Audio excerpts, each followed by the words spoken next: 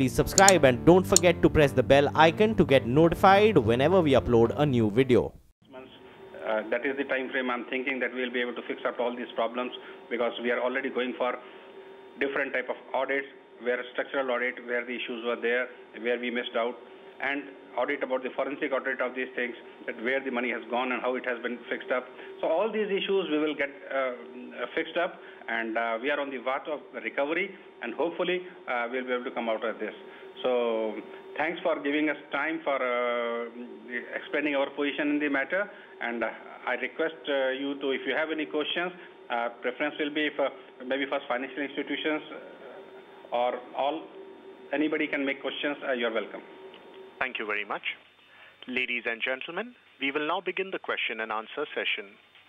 Anyone who wishes to ask a question may press star and 1 on their touchtone phone. If you wish to remove yourself from the question queue, you may press star and 2. Participants are requested to use handsets while asking a question. Ladies and gentlemen, we will wait for a moment while the question queue assembles.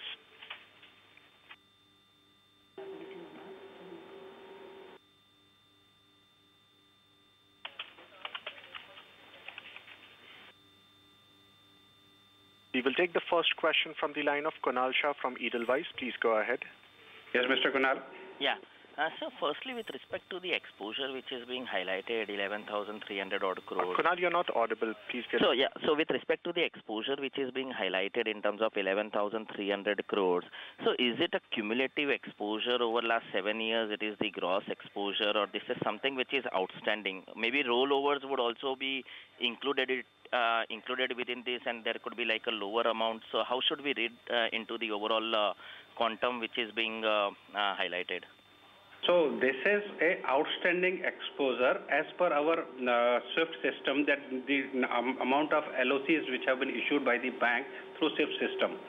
Now, how many of it has already been funded and claim has been received, that is a work in progress.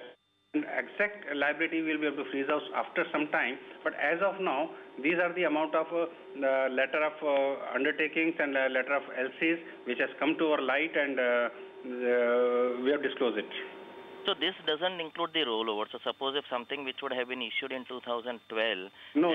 This is that 2012 rollover is not included in it. Okay, so this is purely the outstanding LOCs. And no sense in terms of the overall funded exposure out there. Overall funded exposure, because for us it's a contingent liability. Yeah, so far the funded exposure, like the first LOC which devolved on 25th of January, that was roughly 281 crore. So there we have filed an FIR immediately with the CBI. So that was the first. Then after that there was another regarding to another group company.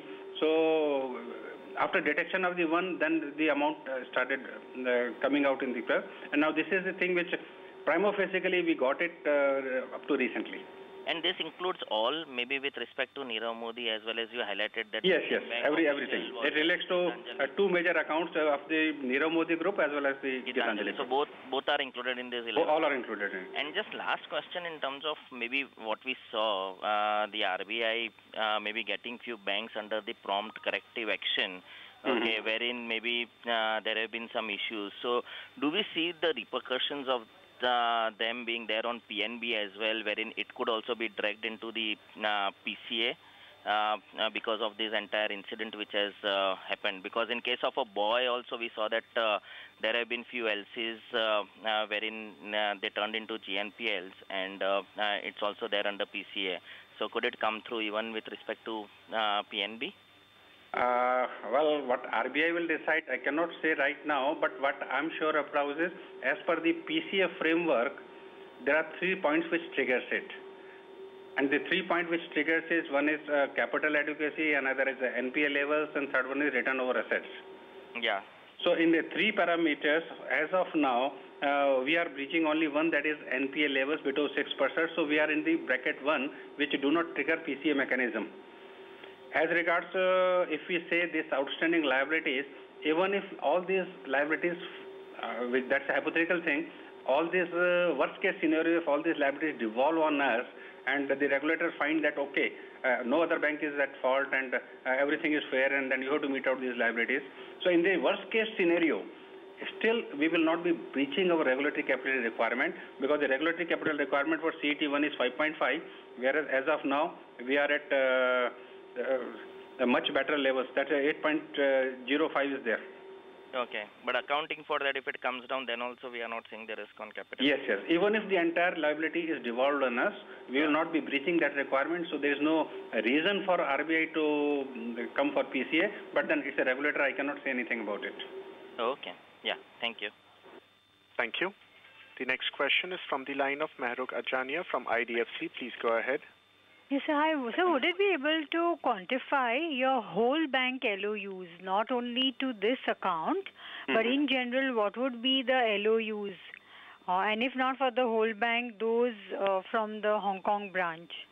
The LOUs for that purpose, one thing I can tell, we have scanned almost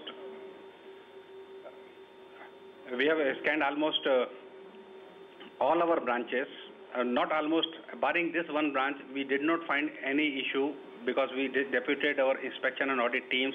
They have gone for it. We did not find any other issue. They have already drilled down this exercise for the last 1 year. Usually, LOU will not be outstanding for more than 1 year.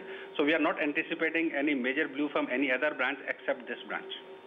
Okay, but any quantum of the total size of the LOUs of the bank?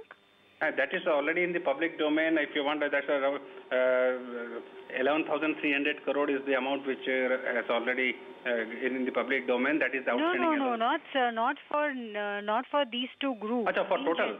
Total of the bank. Total LOU.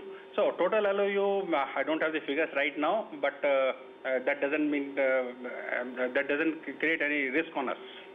Got it, sir.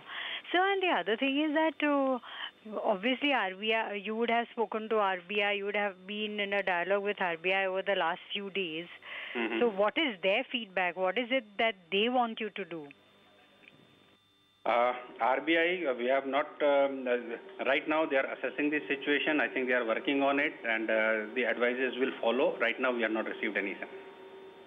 So also, if possible, during the course of the call, I know this is the call to discuss recent developments, but if you could also give us the SDR, S4A standard restructured breakdown, because we didn't have an earnings call, and then how much of it overlaps with each other. If you could give those details, that will be really useful, because we also have to cope with new RBI regulations, right? So that will be very useful. That is okay, but one thing I wanted, I did not want it to go to the media for this purpose right now, because I wanted to interact only with the investors, but the screen display in front of me is displaying that it is everything is in somewhere something is missing out. So I thought it's especially meant for the investors. Anyway, I'll be taking only very limited questions, please.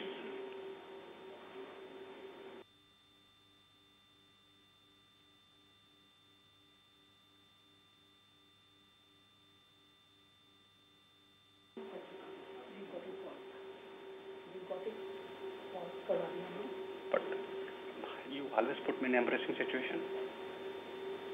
You said, I said I don't want media, and you have exposed me to media. Do you have any common sense? Investors, these are the investors.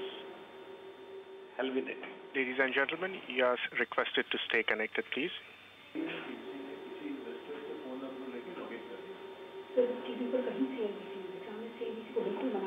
Now they're are we connected? So we are in the main call.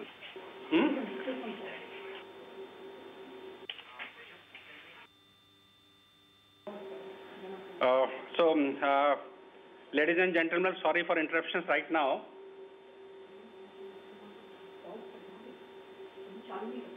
It is on.